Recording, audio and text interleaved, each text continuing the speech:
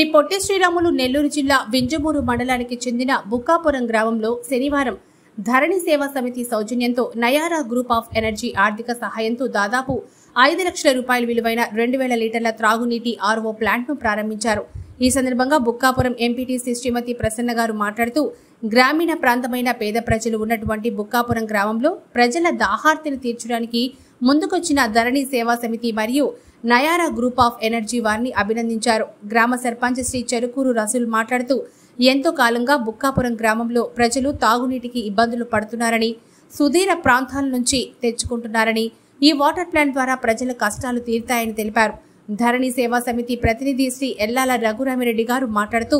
వింజమూరు ప్రాంతానికి చెందిన కేంద్ర పర్యావరణ అటవీ మంత్రిత్వ శాఖ పారిశ్రామిక అనుమతులు